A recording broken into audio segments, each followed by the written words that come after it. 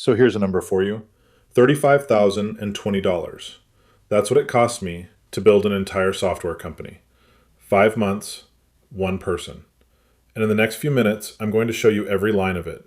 The code, the money, the process, and the mistakes.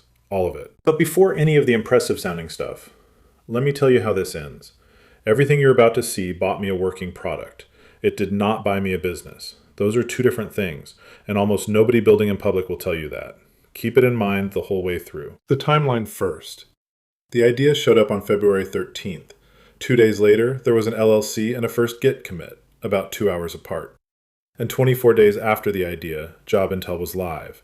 Real product, signups, billing, job matching, the works. Now, was that me typing really fast? No, and that's the interesting part. Job Intel is built by one person, me, and also by more than 20 AI agent roles. There's an architect, back-end and front-end engineers, a billing specialist that's the only role allowed to touch payment code, QA, security reviewers whose entire job is attacking everyone else's work. So what do I do all day? I decide, I review, I personally approve every production deploy. Honestly, my job is editor-in-chief of a very fast, very literal engineering team that never sleeps. One night in April, the system filed 47 tickets and shipped 8 fixes while I was in bed. I woke up and read the log. That's the job now. The scale today? About 566,000 lines of code. And here's my favorite number in the whole project. There is more test code than application code. About 1.26 lines of test for every line of app. That's not an accident. It's the only reason one person can operate this thing. The rest of the volume, quickly. 3,000 commits, 864 merge pull requests, 481 API endpoints, over 12,000 automated tests, 26 production deployments. One person directing all of it. Now, fair question. Is this a real system or a demo wearing a trench coat?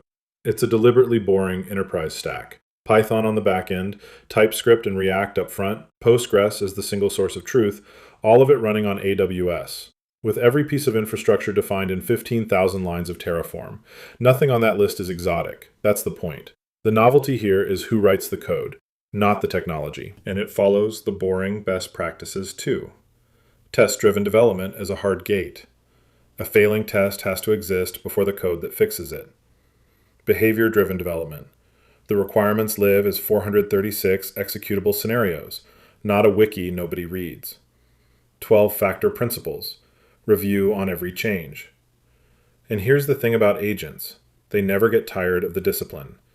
The practices human teams abandon under deadline pressure, a machine applies them on the 10,000th change, exactly like the first. And the rhythm never stops. Production gets checked every 3 hours. The full test battery runs every night while I sleep. And when something fails, it files its own Jira ticket. So every morning starts the same way. Coffee and reading what the night shift found. A human team goes home. This one doesn't. One doctrine runs through all of it. Fail loudly, never silently. Half of my worst bugs had the same root cause. Something broke quietly and kept smiling. A test suite that stopped reporting and looked exactly like a healthy one. A pipeline that said success while it wrote nothing.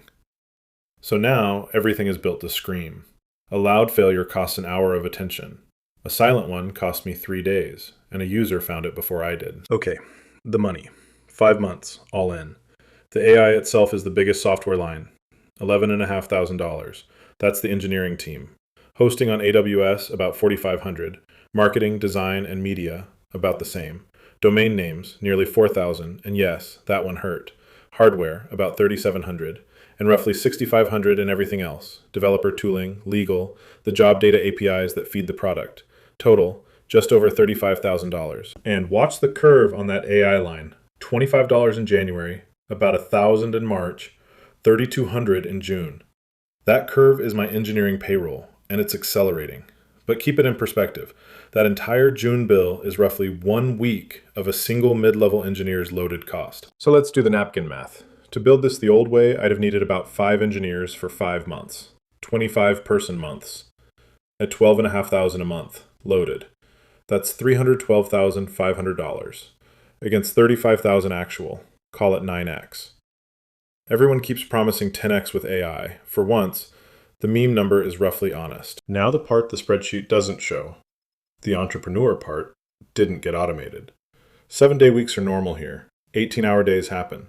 I knew that trade and I signed up for it. But the agents added a twist I did not expect. They never stop. There's always finished work waiting for a decision, always a queue that grew while I slept. And when your team runs around the clock, there's a real pull to try to match it.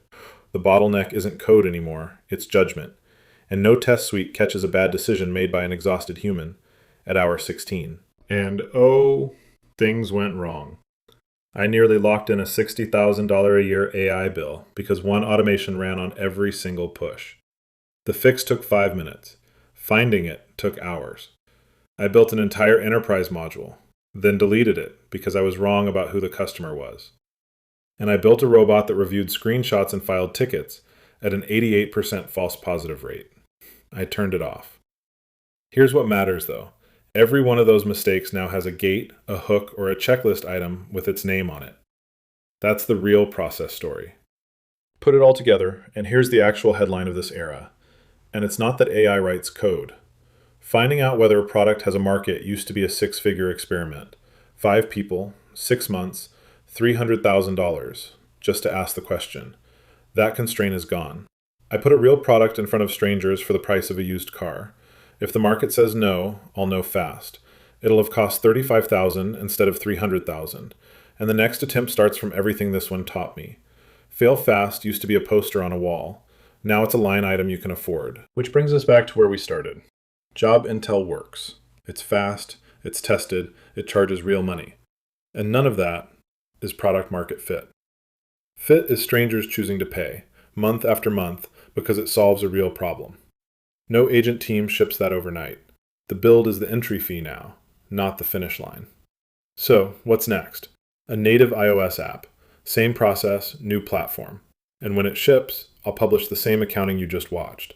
The timeline, the dollars, the mistakes, all of it. The full write-up, with every number and all 15 failures, is on the blog, link below. And if you're job searching, the product all of this built is Job Intel. See every job. Know if you fit.